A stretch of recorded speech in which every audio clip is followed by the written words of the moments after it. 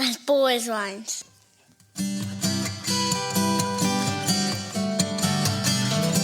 As bold as lions. As bold as lions. As bold as lions.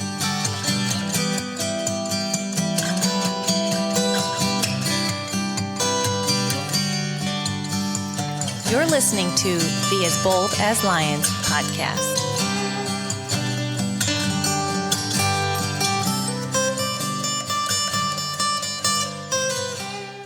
Well, welcome to the As Bold as Lions podcast. Great to have you join me today. Hopefully you're having a good week and are blessed. Appreciate you if it's your first time listening or you've been here before and you're a returning listener. Just want to welcome you. And I am trying to kind of strike while the iron's hot, or whatever that phrase is. So I'm recording a couple of podcasts today, and within this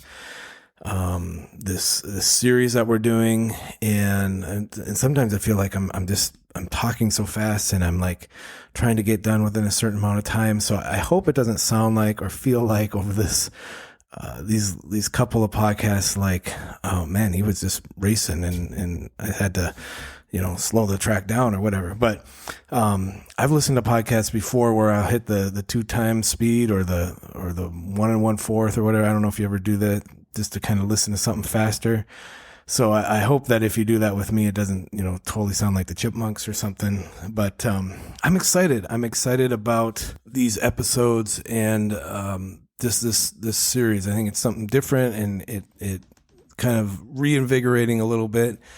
And, just hopefully getting some discussion out there on some things, stuff that's been on my mind, and hopefully some of these things have been on your mind. We're in the second part of a 3-part series here. And last time we looked at an interesting topic. It's Christian celebrity culture. So if you haven't listened to that one, I urge you to go back and hear it.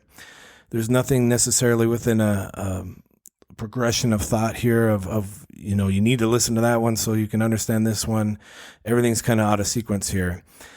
But some things that I do want to just recap are just some of the goals that I have with this series. And of course, we could talk about a lot of things. I mentioned last time, I'm not an expert on any of these things. Sometimes I feel like I'm a jack of all trades, master of none when it comes to things. But when we're talking about hot button things, I think as Christians, we need to be aware of them and actually at least have a working knowledge so that we can pray into them. And if the conversation comes up with somebody else, where we can have a good answer and be able to kind of wrestle with things that maybe the rest of the culture or even just the church is dealing with.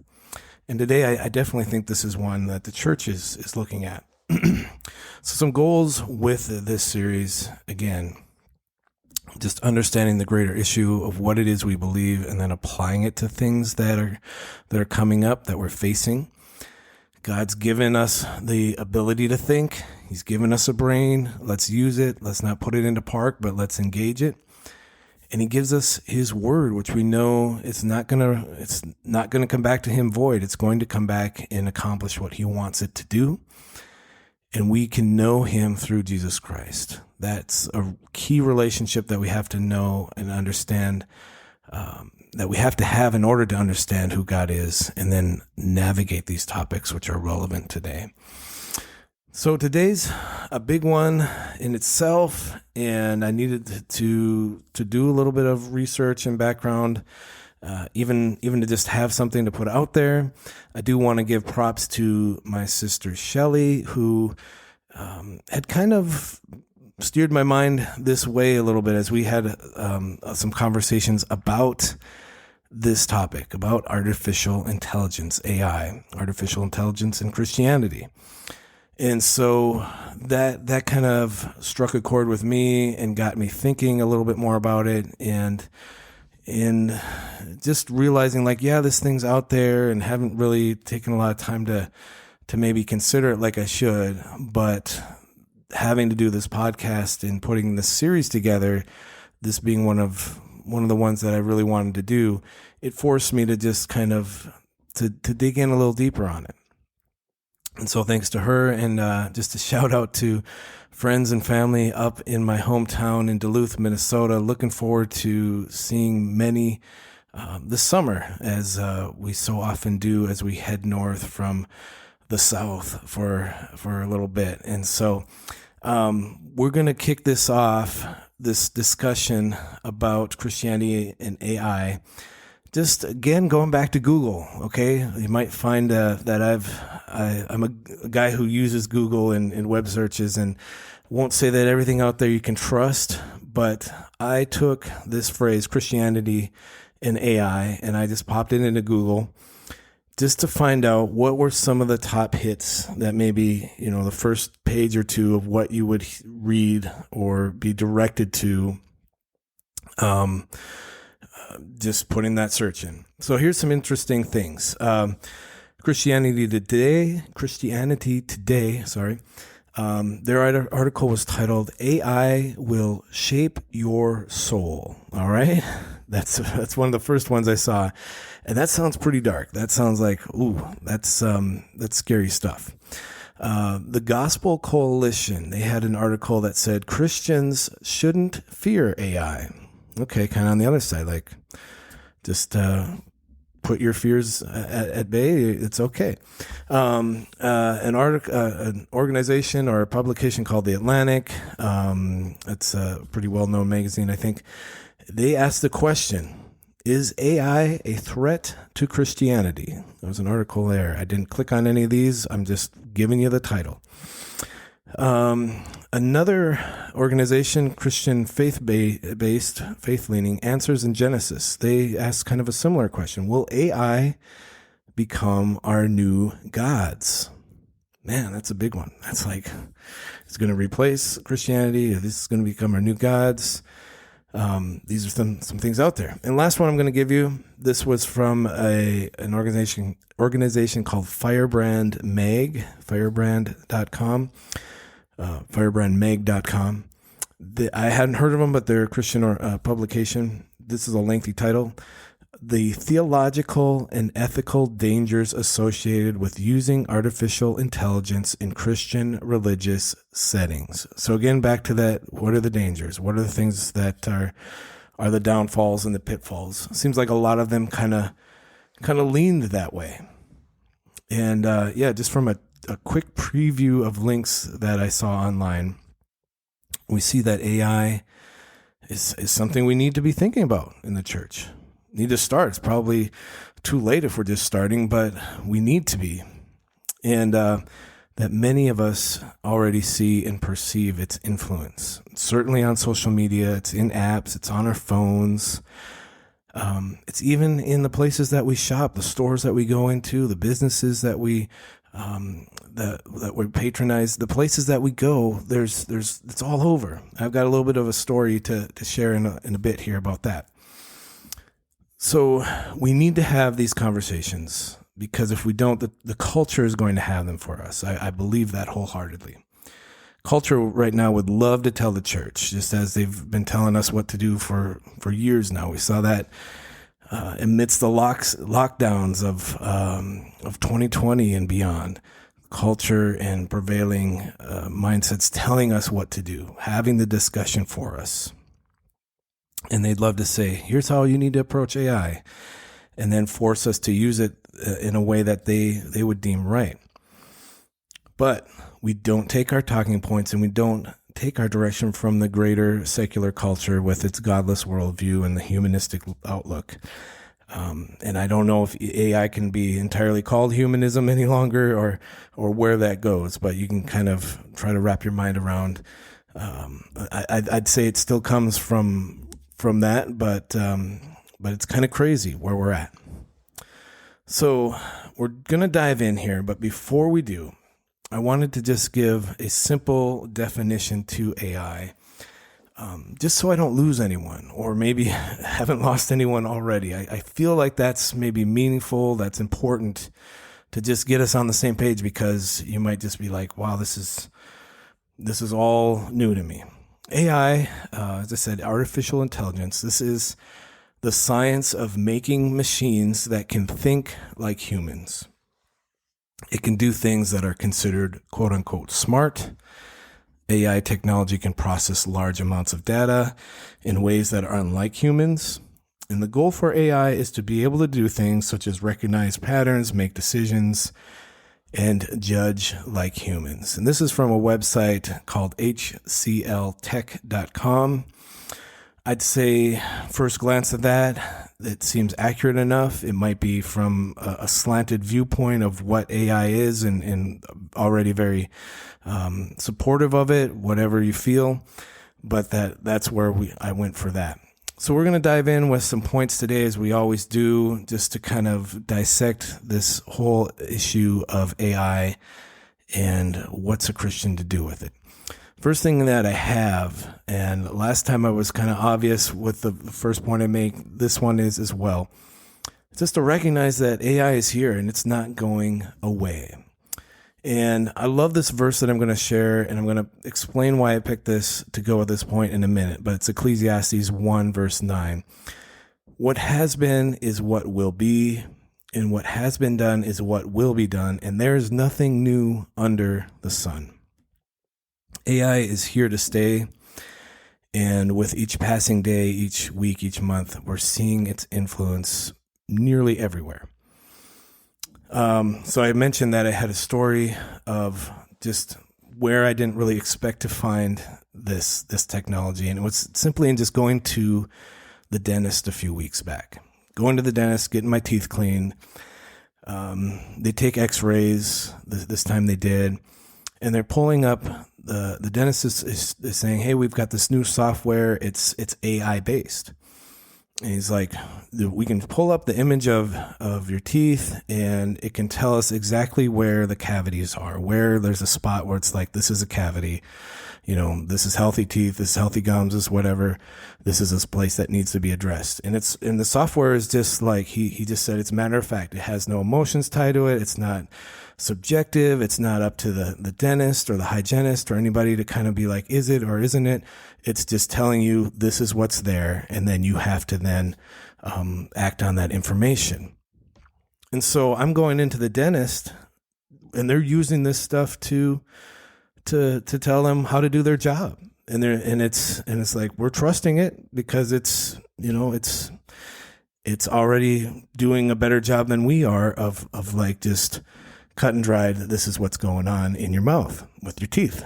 And so that to me was just kind of the mind-blowing aha moment over the past few months of just me realizing, like, this is where we're headed. It's inevitable now because it's in everything. It's how we do, it's how we're going to do stuff everywhere. And there's not really any going back. And just like social media and the internet and smartphones and just things on and on that have come online, and no pun intended there, but things that have come into just our modern day way we operate, this advent of AI has occurred now, and it's here and it's not going away.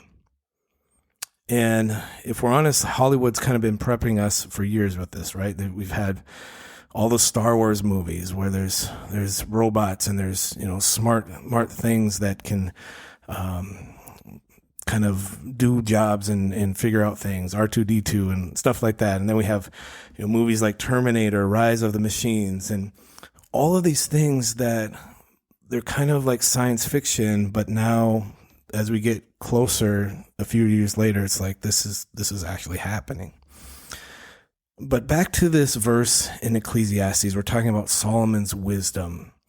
We think this tech is new, AI is new, it's never been done before, it's cutting edge, it's all just stuff that we would have just dreamed about years ago. It's life-changing, but it's potentially a bad thing for us, could be just horrible. And it's it is new, but Solomon's words are what ring true even more, that nothing, not even AI, truly is new. There's nothing new under the sun. That's what Solomon says. That's inspired by the Lord. So really no advancement of man comes without either the means to benefit us in some way or to lead to our detriment, cause harm in some way. And AI, I think, has both. And I'll have more on that as we go. But in all the advancements made throughout the centuries, from BC to AD, before Christ, all that, they all have had the capability to change humanity in some way or another. Yet humanity, pick up on this, humanity has persisted because God ultimately is sovereign and he oversees all things. To God, this isn't new. This isn't a surprise. This isn't like, man, they're dealing with robots and advanced tech and things that are coming in line, that like God is not surprised by anything. He's still sovereign over it all. And Solomon's words ring true. There's nothing new under the sun. In some ways, we've had to embrace what is here, and we have to start seeing it as a system not to be mown, but a science to investigate, to learn, and then to figure out how we harness this for good. Because I could believe that we can find the good in something, even if we don't always like the overall idea of it.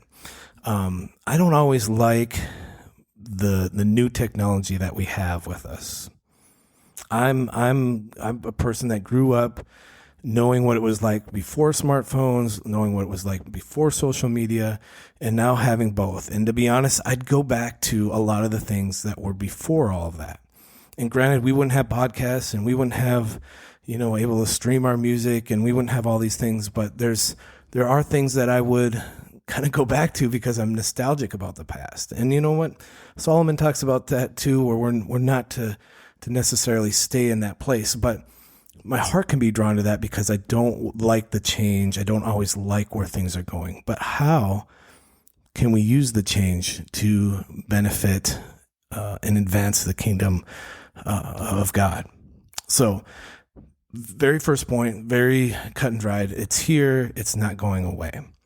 Second thing I have is that we have to avoid the pitfalls of AI just as we would with any other technology. 1 Corinthians 6, verse 12, all things are lawful for me, but not all things are helpful. All things are lawful for me, but I will not be dominated by anything. AI, as with so many other things, is something that we can wield for bad if we're not careful.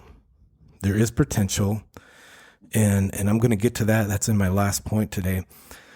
But we know that there's a dark side to this technology, right? And that's the part that scares us, and that's the part that we want to just be like, okay, this is all bad. And we get afraid of it, and we don't want to partner with it at all. But in order to rightly steward this potential resource, I think we go all the way back to the Bible, the Garden of Eden, and we understand that God made Adam as a caretaker over all that he had made. See, Adam was the gardener of the garden, left in charge, and is given freedom to eat of any tree except the tree of knowledge of good and evil. Genesis 2, verses 15 through 17 says, the Lord God took the man and put him in the Garden of Eden to work it and keep it. And the Lord God commanded the man, saying, you may surely eat of every tree of the garden, but of the tree of the knowledge of good and evil you shall not eat, for in the day that you eat of it, you shall surely die. In some ways, I see the attempts with AI among those who are godless, those who are humanistic. These are man's futile attempts to take that bite of the fruit of the tree, to kind of say like, I'm going to try to still get that knowledge, that hidden, unseen, higher knowledge. But we know, because we're on this side of the fall, that we'll never be able to attain that. We'll never be able to get back to that point. And we have to see that the dark attempts to take us down that road with AI are to use it to kind of just that first temptation of like, you can be like God. You can know all these things. Your eyes will be opened as you bite of this, as you take this. There's a quote that ties into this, and it's by a man named Alan Jay Perlis. This guy is no longer alive. I think he may have died in the 90s, but he was a man that in the 90s or early 2000, but he was a computer scientist, a professor at Purdue, Carnegie Mellon, and Yale. And he did programming languages. The computer guys out there will understand what all that is. I've got just a vague, very basic idea of what that is, but he's a guy that pioneered a lot of that stuff and probably precursors for a lot of what we have now with AI. He said this: a year spent in artificial intelligence is enough to make one believe in God. A year spent in artificial intelligence is enough to make one believe in God. He lived in this world, okay? But despite the death of robots and intricate computer systems, the human brain, the body, everything created by God is still beyond it all, and it's far more fascinating. And really, AI doesn't stand a chance when it's put up against our Creator, what He has made, what He is capable of. I'm not in favor of things like Neuralink, and this is maybe getting a little bit out of my lane with some of this stuff, if I even have a lane. But this is something that Elon Musk is coming up with, and I'm sure you've probably heard some things about it. It's a brain-computer interface. And this, to me, is probably one of those red light stop sign things where I'm just like, okay, I don't want to go there, and I don't want to see us go there as a society. But I know many are going to probably go after this technology and utilize it. But I think it's going to open up a huge Pandora's box of problems in the future. And it's technology that could be used for all sorts of things: thought control, manipulation of the masses, all of that. And so you can research that. You can kind of come to your own opinion on that. But as we look at AI and as we look at some of these things where it's as dark as it can go, I think we have to realize there's pitfalls that we could open the door to, that we, as Christians, we want to say, no, I don't want to see that happen. We've seen other things that the government's been capable of in the past, experiments, and we just don't want to go down that path. But even as we realize AI is here to stay, I think we can draw the lines in the sand that says we don't want to go past this. And I hope that makes sense as you're listening to this. This verse in 1 Corinthians 6:12, it states, "I will not be dominated by anything." For Paul, what was more important was what things could have control over him, even if they were okay. God should have that ultimate place of authority. God, I'm not going to be dominated by anything. I'm going to submit myself to Him. I'm not going to submit to AI. I'm not going to submit to any form of technology. Nothing that man creates or has his own authority over, because we worship the Creator. We don't worship the created image or the object. And we even talked on that a little bit last time, just to kind of bring things together, as we talked about Christian celebrity, that we can worship what's on the stage rather than what the stage should be pointing us to. So where are our priorities? What gets our worship? As we talk about this AI discussion, I think that's important. Last thing I have today, and I was kind of leading up towards all this with just where things that are kind of dropped in place already. It's to find the good that can be used for advancement of the gospel. 1 Corinthians 10:31. So whether you eat or whatever you do, do all for the glory of God. AI can be used for good. For example, this whole script for this podcast, I just plopped it into an AI chat thing, and it spit this out. So I'm just sharing it with you today. No, it didn't. I'm just kidding. I wrote all of this, but it's crazy because and I'm not sure how that joke landed, because I don't have any way to get your feedback, but I could type this subject matter into some kind of app, chat GPT, those types of things that are out there now, a chat bot, and it would give me something. It could say, hey, I need a script for a podcast that I'm doing on AI and Christianity. And what would it spit out? Man, that'd be crazy. But I think in all things, getting back to the point here, I think we must always look at, is there a potential good that can come from this? We know that the things that the enemy devises, there's no usefulness, there's no good that ultimately comes from it, right? And more often than not, Satan is not a creator. He counterfeits things, or he corrupts things that are already created. And artificial intelligence is something that he would intend to corrupt and use for bad. And we've already discussed that. But can it potentially be used for advancement of the kingdom? Can we potentially use this technology in order to lead people to Christ? Just to use it as something that is just a tool. And as we go through this last point, as I kind of finish up today, I have a few quotes from an article titled A Christian Perspective on AI. And these are from a man named Andrew Torba. And he is the CEO of a social media site called Gab, or gab.com. The article itself, I think, has some good points as to why AI, artificial intelligence, it's something we cannot ignore as believers. So I want to share some of these. This is something he says. AI is about to shift the fundamental reality of our entire society, culture, and world. I feel it is my responsibility to help my brothers and sisters in Christ understand this fact, come to grips with it, and encourage them to start building before our enemies gain too much ground. He goes on, Christians have been building and using tools to glorify God for millennia. This is nothing new. And it's only scary if we allow the enemy to take dominion over these new tools and use them against us, as we unfortunately did with the last great leap in technology, social media. I'm just going to stop there for a minute. So he's saying, don't fear this.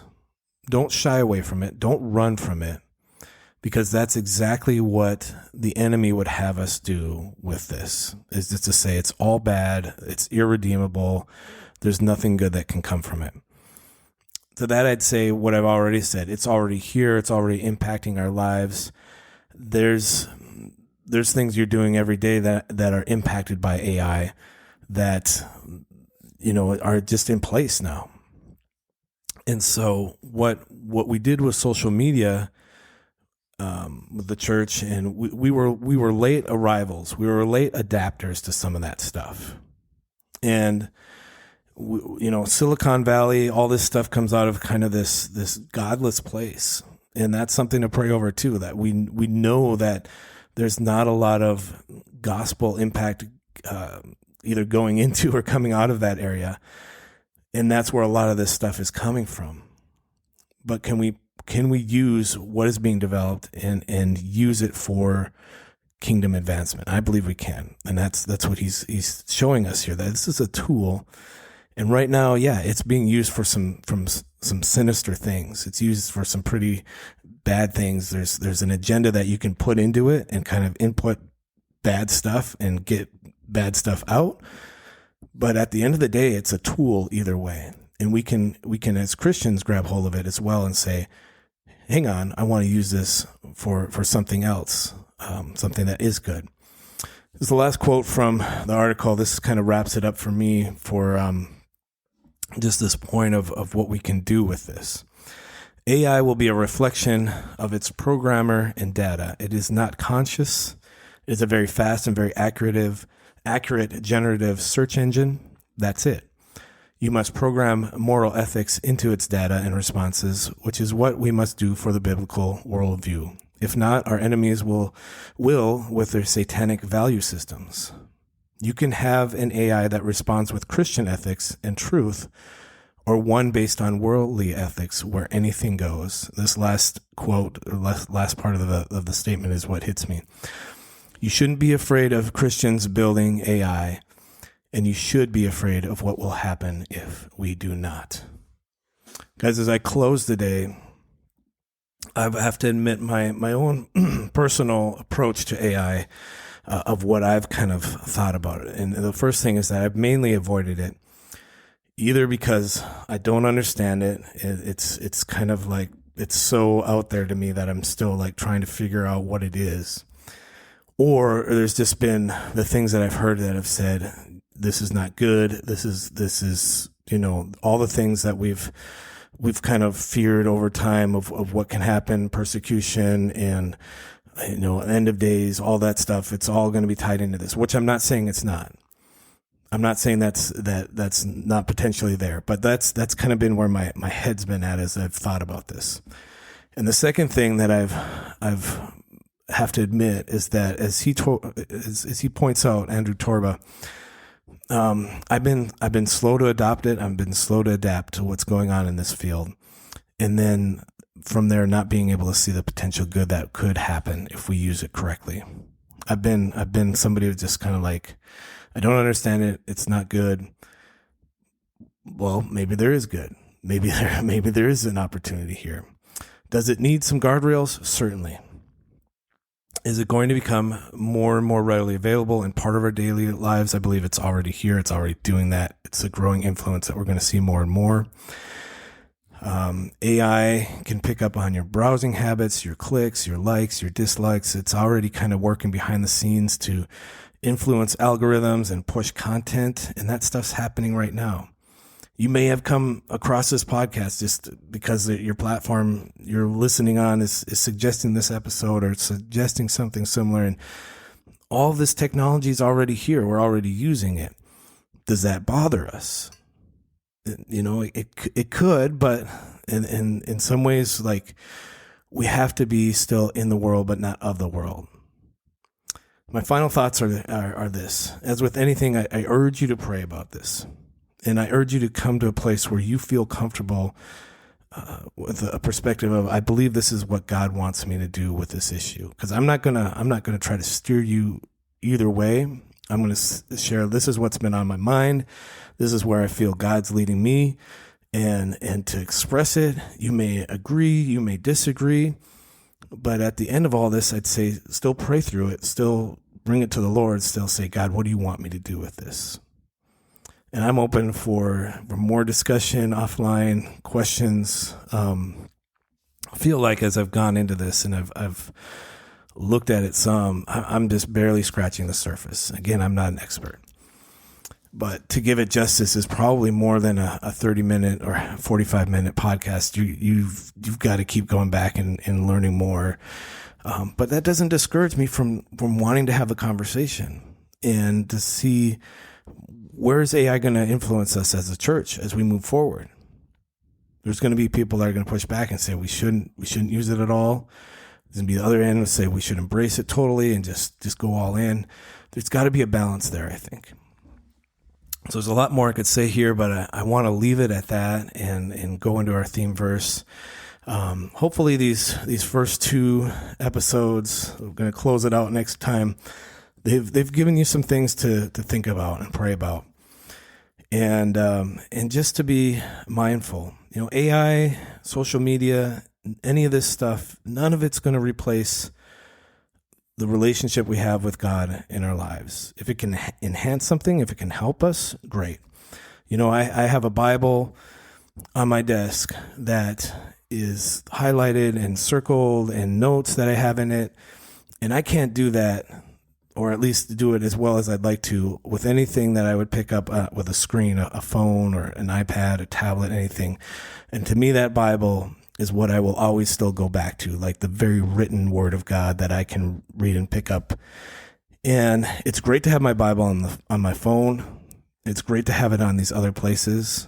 It's great that I can post a verse on Facebook or whatever. But at the end of the day, I want that word in my heart. And I want that word in my mind, and I want that word in my thoughts. And nothing techie can really do that other than me just feasting on his word every day and getting into it and praying through it. And so that's just something to share as we talk about all this stuff. Like, it doesn't replace just doing that every day, spending the time in his word and hungering for that. And so I hope that you're encouraged by that. I hope that you're saying, I want to do that. after I talk about all this AI stuff and I turn this podcast off, I just want to go read my Bible for a while, because that's truly what matters. I want to spend some time in prayer. I bless you guys. Ephesians 5:15 through 17, our theme verse. Be very careful then how you live, not as unwise, but as wise, making the most of every opportunity, because the days are evil. Therefore, do not be foolish, but understand what the Lord's will is. God bless you. We'll see you next time. Hey guys, this is Derek Charles Johnson. You have been listening to the As Bold as Lions podcast.